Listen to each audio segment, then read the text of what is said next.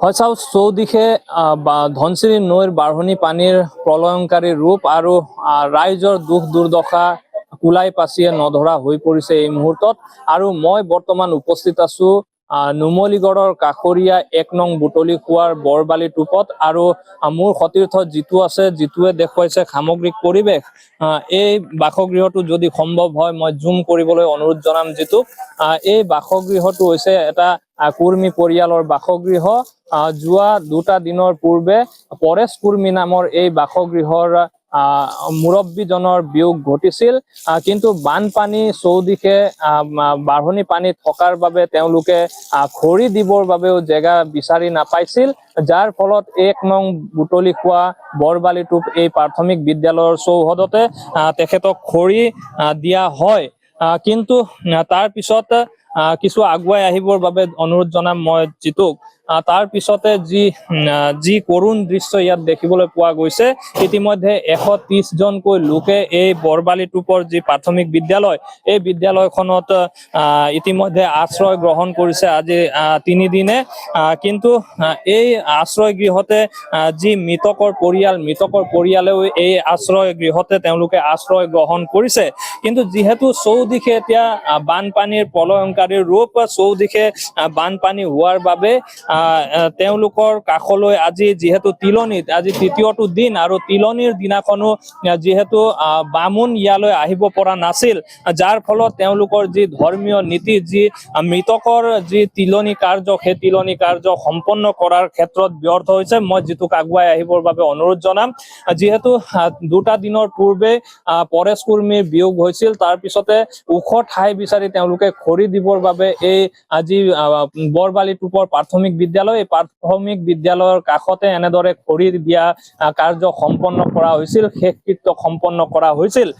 কিন্তু আজি তিলনী, যিহেতু তিলনীৰ দিনা বামুণৰ যোগেদি যি ধৰ্মীয় নিয়ম অনুসৰি তেওঁলোকে তিলনী কাৰ্য সম্পন্ন কৰিব লাগে, কিন্তু আজি চৌদিশে ধনশিৰিৰ প্ৰলয়ংকাৰী বাঢ়নি পানী, আৰু এই বাঢ়নি পানীৰ ফলতে তেওঁলোকে বামুণ ইয়ালৈ আহিব নোৱাৰিলে, বামুণ ইয়াত উপস্থিত হ'ব নোৱাৰিলে, যাৰ ফলত তিলনী কাৰ্যৰ যি ধৰ্মীয় ৰীতি নীতিৰে কৰিবলগীয়া কাৰ্য, সেই কাৰ্য সম্পন্ন কৰাত ব্যৰ্থ হয়।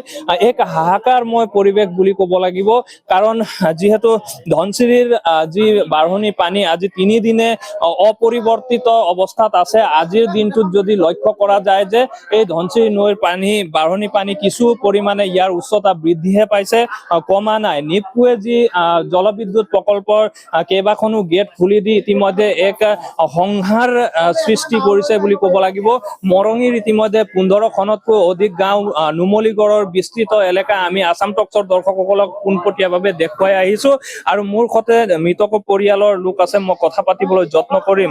বাইদেউ, যিহেতু আজি তিলনী আছিল, কিন্তু বাঢ়নি পানী, চাৰিওফালে পানীয়ে পানী, আপোনালোকৰ ইয়াত বামুণ উপস্থিত হ'ব নোৱাৰিলে, কি ক'ব? হয়, আমাৰ আজি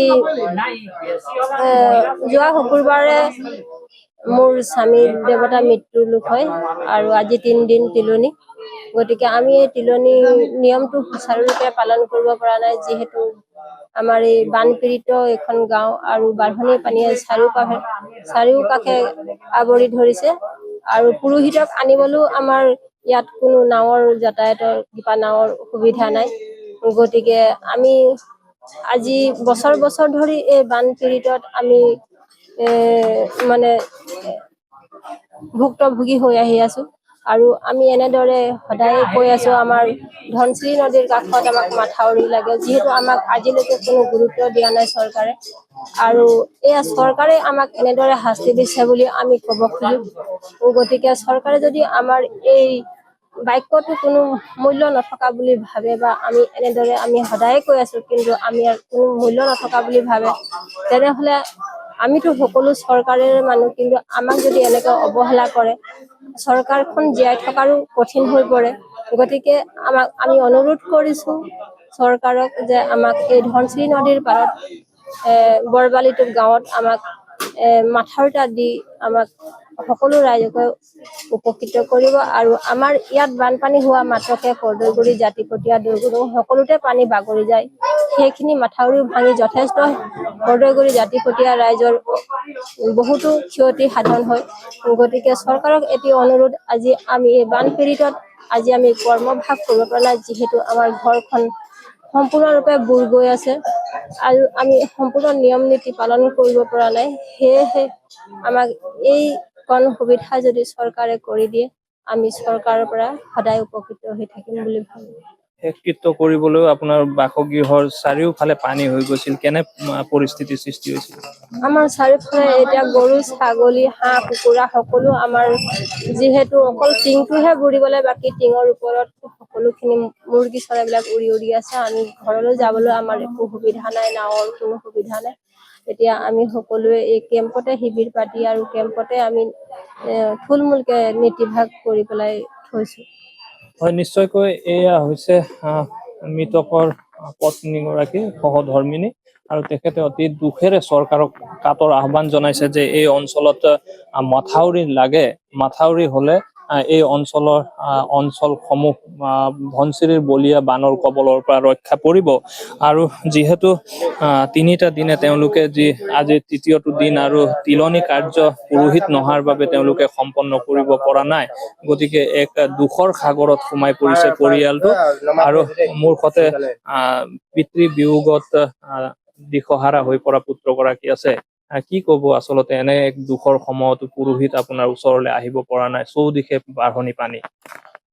তাৰ বিষয়লৈনো কি ক'ম, ধৰক আপোনালোকৰ চেনেলৰ মাধ্যমে মই অনুৰোধ জনাও যাতে এনেকুৱা এটা পৰিস্থিতি আৰু বেলেগ এটা পৰিয়ালত নহওক।